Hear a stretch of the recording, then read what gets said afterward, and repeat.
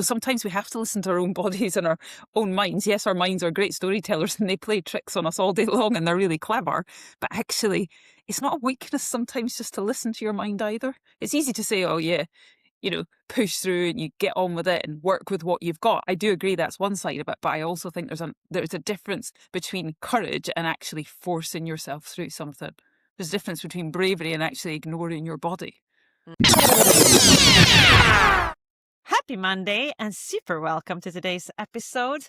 Today, we're going to have a bit of a continuation of the episode that we did last week. We were talking about how to, when you've had a fall, you're ready to step up and you've having a fall just before that step up moment so you're about to step up a level in competition.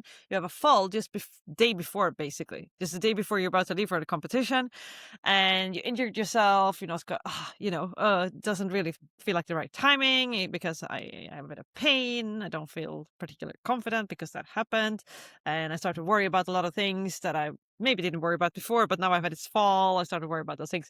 And we kind of covered all the things related to the fall last time. And today we're going to talk a little bit more about the best mindset to have when you then step into that competition. This was literally the question from this lady. She's like, can you please give me the best mindset to step into competition after I've just had a fall and I haven't done this level before? And I think let's start just there.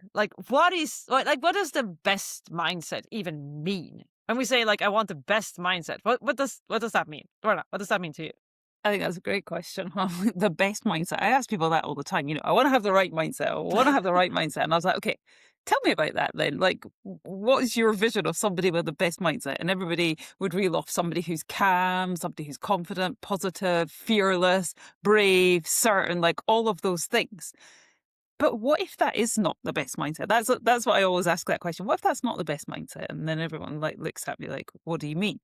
Because I think if you think that that's what your best mindset is, and I don't know one person that steps into one situation and feels brave, confident, calm, fearless, no nerves, all of those things that you have this vision of, then suddenly you start judging yourself. Well, whoa, I shouldn't feel like this. I should be more confident. I should be over this by now. I shouldn't feel nervous.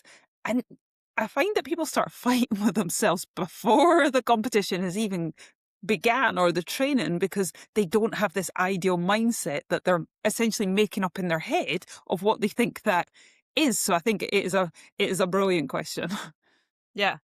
Yeah, indeed. And it's I think sometimes when we look at other riders, exactly like you say, we think, oh, they have it all together. They don't feel those fears. They don't have those thoughts. Yeah. Which is I was actually speaking to my neighbor the other day, and she told me, she sometimes see me riding, and she said many times I'd love to start riding again. I was born in a riding school. My parents had a riding school, but then they stopped, and my father died, and I haven't been riding in 30 years. But I'd love to start again. And after a lot of back and forth, I kind of pushed her to the point where she's actually contacted a riding school and she's going to start. And she was so concerned about what people are going to think. What are people going to think? What if I step, I have no idea what to expect. And there's going to be other people there. And she's so concerned about it. And she's like, maybe I should start with something else where there aren't a lot of people. And then maybe after a while, I'll feel like I can handle that when I'm riding good enough to be around other people. I was like, okay, just stop there for a second. I'm about to step into 4-star. And I'm also worried about what people are going to think. I was like, I'm really sorry to disappoint you, but that is not going to go away. Yeah, 100%. I think that's cool, huh? It's not going to go away, because the amount of people I have conversation with where they think all of a sudden I'm going to tap them with a little magic wand and their fear or their nerves are going to disappear and they're never going to appear again. And I often sit here, especially on discovery calls, without being smart, but I'd be a millionaire. I'd be an absolute millionaire if I could hop on a call with every single person and say, hey, I'm going to take away your fear. What? I don't need to be smart saying that. But what I would say is my definition, maybe you can do your definition as well. My definition of the best mindset is for me to be aware, be able to regulate my response to whatever comes my way, always keep coming back to being connected with myself, connected with my horse, no matter what happens. Is all of that in my ability, in my control? Absolutely. I know that if I can do those things, that is my best mindset. Notice that definition isn't confidence. It's not positivity. It's not being brave. It's not being fearless. It's not having no nerves. And why? Because all of those things will come and go depending on the circumstances. Like, you know as well as I do, you drop down a level, you train within your comfort zone. Yeah, you're going to feel confident. You might even feel quite cocky.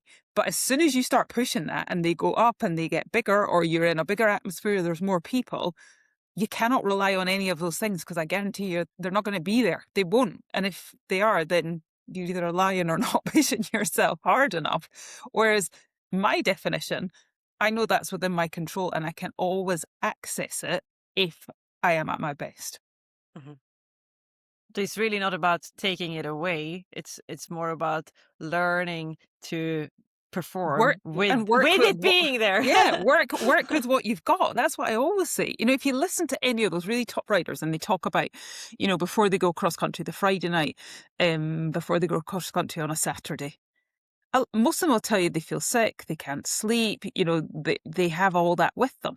That is not because they're not whatever we define as a good rider. It's because that energy, adrenaline, everything is in their body to take on essentially probably one of the biggest challenges in the world. That's never going to go away, no matter how good you get. As long as you keep on stepping up, right? As long as you keep on 100%. stepping It's up. not. Yeah. It's not going to go away. Like, it's not. If you talk to, you know, you listen to Pippa Funnel talk or William Foxpit or any of those guys, they say they don't miss that. Like, that's the one thing they don't miss, is waking up with all of that on a Saturday morning and having to deal with it. And you listen even further to them. Most of them say, as soon as they get on their horse and they start their process, you know, they're in it. It goes. But it's that apprehension beforehand. So I think it's also a crazy thing to think that it's going to disappear. Like, learn to work with what you've got, I would say. Yeah. Yeah, and even if it does disappear, it just means that you're in your comfort zone and you're not growing anymore. So 100%. it's nothing to aim for, really, to have it go away. I was jumping this morning at 1:30, and yeah, I there's always adrenaline going on for me. That's Yeah, still a decent level, and especially when you go into that being the first class. And I came out afterwards, and someone's gonna airdrop a video to me, and he saw I was holding my phone, and he was like, "Oh, you're literally shaking." I'm like, yeah, of course I'm shaking. There's just still a shitload of adrenaline pumping through my yeah, body. Of course yeah. my hands are shaking. It's like, he was almost saying it in a way like, whoa, you're shaking. Like, and I was like, of course I am. Like, and that was even after I'd ridden the round, Yeah. right? It was a good round. I was super happy with the round, but it's just, yeah, that's just your body yeah, it's just so much adrenaline pumping through your body that is a normal response. It's never about Yeah. like taking that away. I performed really well. So it's more about like, yeah, the adrenaline is there and learning to channel it, I suppose. Yeah, I agree. And actually, if we come back to that lady who sent in the question and her fall, I was thinking about that while you were talking. You know, she obviously she had given herself a bit of a fright. She said she was in pain.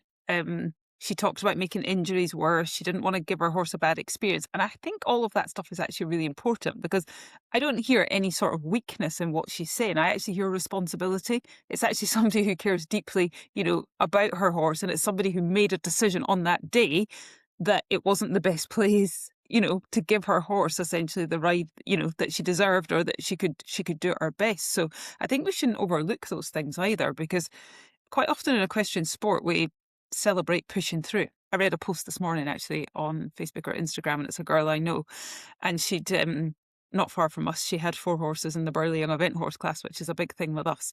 She said she'd felt unwell over the weekend. She thought she had food poisoning. She felt slightly better on the Tuesday, so she'd rocked up, and she'd ridden 4 horses. One of them had qualified and the others had gone really well. She sent a picture this morning of her lying in a hospital bed, and she had an appendicitis. But actually, apparently when it burst, she get a small bit of relief. So that had obviously happened when she went tried these 4 horses on My Tuesday. God. And now she's lying in hospital, had 1 operation. They were talking about stoma bags, removing other organs, like infection, all that kind of stuff. I'm not telling this to scare anyone, but I'm just saying that sometimes pushing through is actually not the best decision to make on that day. And it's also not a weakness to, you know, sometimes we have to listen to our own bodies and our own minds. Yes, our minds are great storytellers and they play tricks on us all day long and they're really clever, but actually it's not a weakness sometimes just to listen to your mind either. It's easy to say, oh yeah, push through and you get on with it and work with what you've got. I do agree that's one side of it, but I also think there's a difference between courage and actually forcing yourself through something. There's a difference between bravery and actually ignoring your body. Mm. So I think that there are two sides to that, absolutely.